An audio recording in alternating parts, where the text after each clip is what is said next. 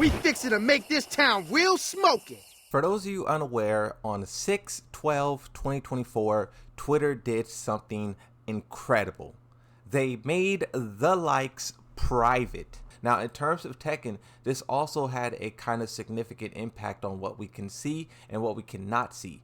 As for example, you have this tweet here. You can see that Tiger Upper, which is the last tournament of the Tekken World Tour before they do the regionals and global finals, Tiger Upper is the last tournament, and they liked the tweet that said, could we expect Fakaram to be revealed at third tournament in October? Now that doesn't confirm it, but that is a strong indication. A Thailand tournament, a Thailand character, match made in heaven. And we were only able to see this, one, because we could see what they like, and then two, the person who tweeted this out made us all aware of it. So those two things in combination has been giving us a key example of what the developers are going to do, planning to do, and thinking about doing. Because at times there's a lot of discussions going on in the player base and the developers really doesn't respond, but they may like a comment that is saying something that they agree with. A example that I could think of at the top of my head, and I'll try to find the example, is people were saying, lol, it takes Lydia so long to release, and they were comparing it to Street Fighter 6 Bison.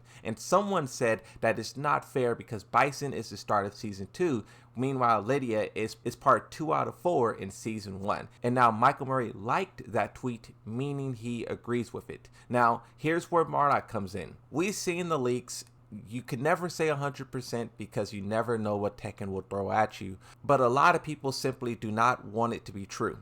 Here's a tweet from Speedkicks. Bandai Namco, it's never too late to course correct. Do not add Cred Marduk to this video game. And there's been many tweets made like this since the character originally leaked and Lydia kind of confirmed him.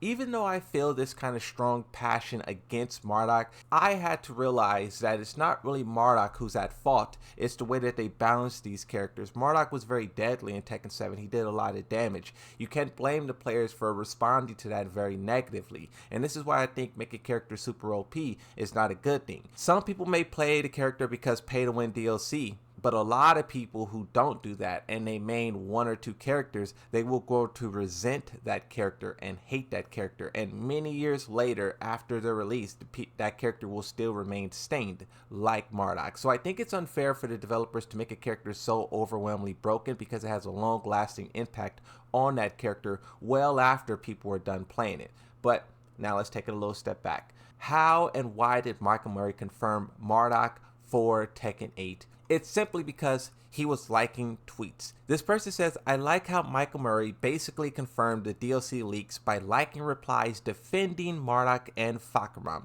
This Lydia release, not hype at all, we're also cooked. So two things here. One, a lot of people see the leaks and a lot of people don't like what they see. A lot of people are talking negatively about Fakaram and Marduk because they kind of embody this powerful DLC character. But also, since those characters were very popular, there's a lot of people who's defending them. And Michael Murray is going through the responses and he's liking things that indicate what's going to happen. It is very convoluted, it's very deep, but follow along with me. Michael Murray says, people are reading too much into my tweets, lol. I like posts that aren't negative clickbait. Posts that are good for the community, posts from genuine people. That's all there is to it.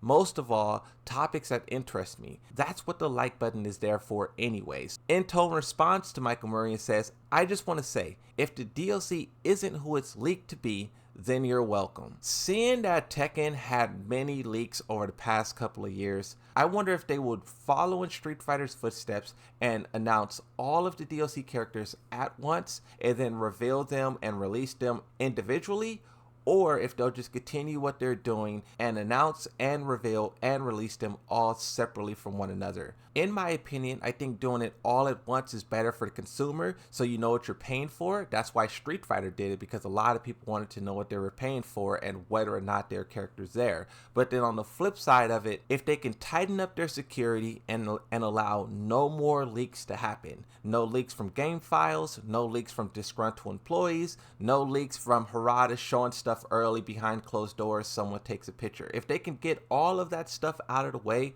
then maybe they can continue to do one at a time. But when you do one at a time and stuff leaks, you have all of these different fallouts and blowbacks because of it,